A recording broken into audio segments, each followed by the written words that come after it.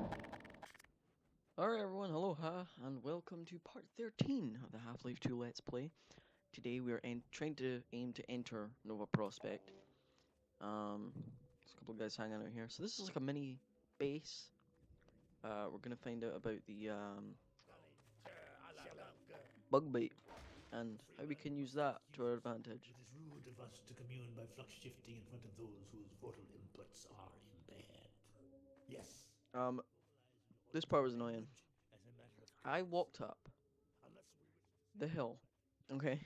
There's a chat you can have, but the Vortigon is supposed to lead me up there, and I've gone ahead of the Vortigon, and the Vortigon isn't following me. Nova Prospekt is just ahead. One man alone wouldn't stand much chance going in there. But a man with a pack of antlions, well, that's a different story.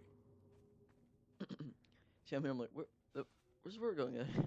He's supposed to be up here, let me through the gate. He's still down there. Hi, can we go now? Okay, thank you. So yeah, this is sort of like a little rebel base. Would you call them rebels?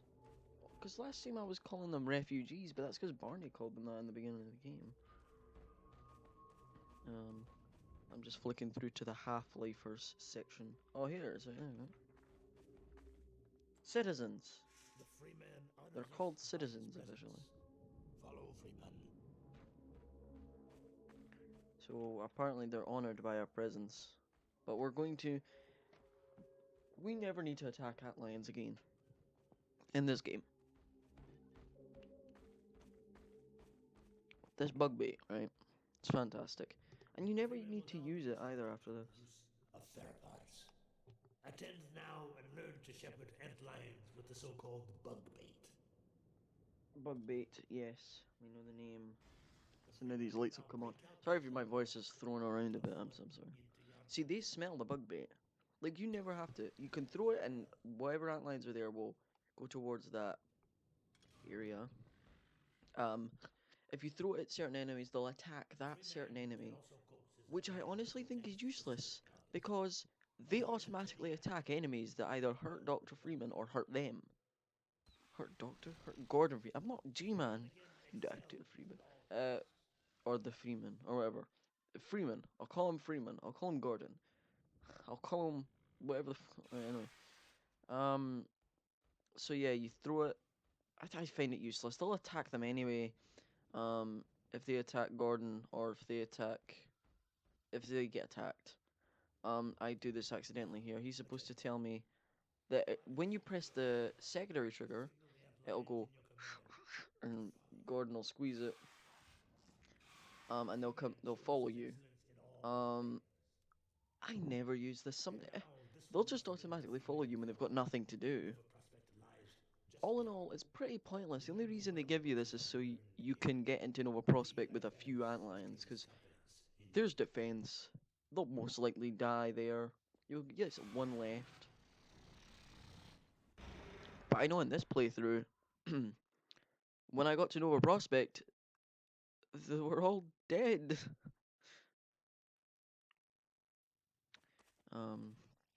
Alright, continuing on though. Sorry about those two cuts. One was loading screen, one was a pause. See, look, here's a couple now. I'm trying to get my hood over so that I don't feel pressure on my back of my neck. Anyway, you don't care. You see these thumpers? Well, there was a reason we could turn them off. Because it wouldn't make sense if you could only just turn these ones off for gameplay's sake. So the ones that do help you back in Highway 17, there's a reason why you can turn them off, and that's because it's the simple things in life, you know.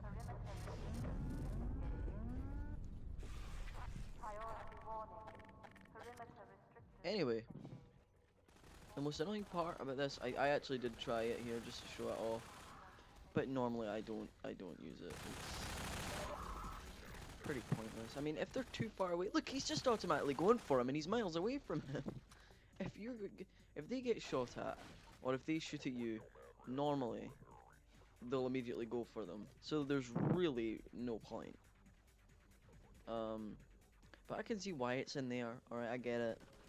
You could have just had the bug bait as a thing, and maybe they wouldn't. It makes sense. Okay. Christ, where did that come from? I've never burped like that in my life. Ah, Cruise compilations. There we go. What does this button do? Ladies and gentlemen, that button does absolutely fuck it all. Here's me showing off more. You can still kill the antlions. Like, I just killed my own one there. I shot it. Like, it's like realism. I mean, come on. I mean, if you've got like a sidekick in a game like, I was about to say Mario and Luigi, but they never play together. Sonic and Tails, right? There's a reason Sonic can't jump on Tails and kill him, even though that would be really realistic. Tails getting murdered. Actually, I want to see that now. Newgrounds skin. Oh, no one goes Newgrounds anymore. I'm sure there's some sort of weird hack thing. ROM hack.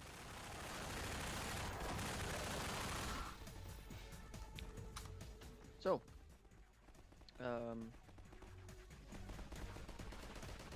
yep, this is a fun part of the game. I really don't like this part. Going into Nova Prospekt and in Nova Prospekt all the way. The game starts getting good again. Well, not that it's not good, right? The game's fantastic, but the game really picks up again when you get out of Nova Prospekt. All right. I'm not gonna tell. I was about to reveal where we were gonna go after Nova Prospekt, but this game's coming up on 13 years old. I mean, Jesus Christ, people, you should have played it by now. It's on everything. It's on Xbox 360. It's on PS3. It's on PC, Steam, physical copies, digital downloads, the likes. In fact, I don't have a copy of the Orange Box. I downloaded the Orange Box off the Xbox Live Arcade. Or sorry, Xbox Live Store. It's on the Xbox Live Arcade if it's a former game or if it's like a game that you can't get a physical copy of. I don't know. Anyway, continuing on. Going along this mountainside. This is a bit of a boring part, I'd say, anyway, in the game. It's still action-packed. Like, not once. Half-Life 2, never once takes you out of the gameplay, apart from right at the beginning and right at the end. Which, in my opinion, in my personal opinion, is what every game should do. Alright? I get having cutscenes. I get it's great. The only Half-Life game, and I think that has Gordon Freeman in it for sure, that takes you out of the gameplay midway is Half-Life 2 Episode 2, and that's a message from G-Man, which is again the only reason why there are any cutscenes in Half-Life games anyway. Half-Life 1 I don't think has a single cutscene in it anyway, so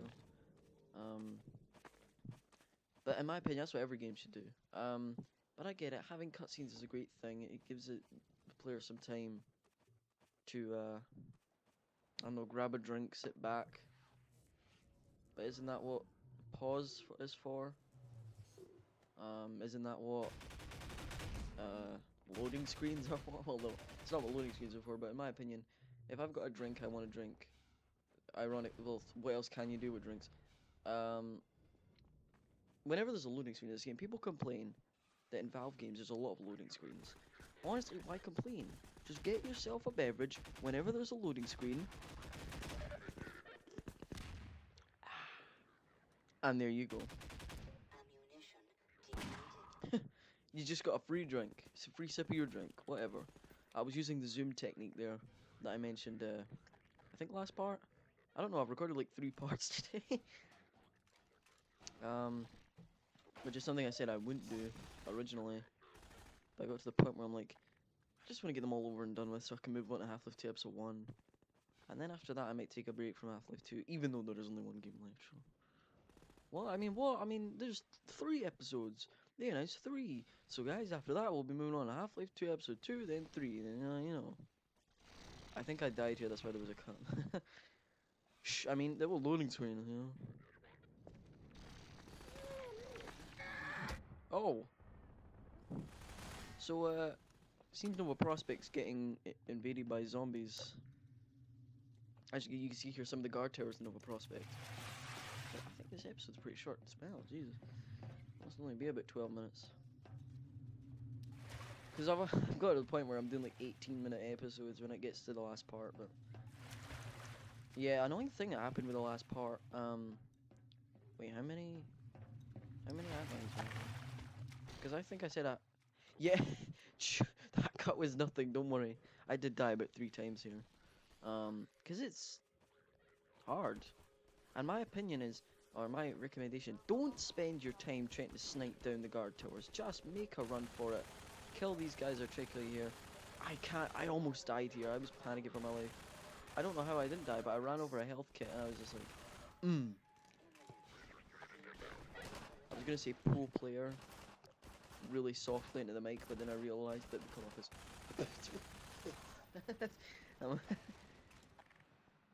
wouldn't be a good wouldn't be good audio, would it?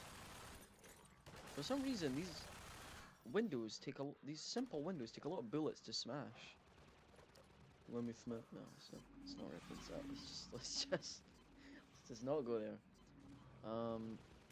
Yeah, but I think I mentioned this in an earlier part. But something I love about the orange box, or maybe it's only in the Half-Life parts of orange box. It shows you if you're in the midst of getting an achievement, because you know you don't really look at. Oh, sorry, we're about to end the episode here, guys. Let's continue this next time. Bye.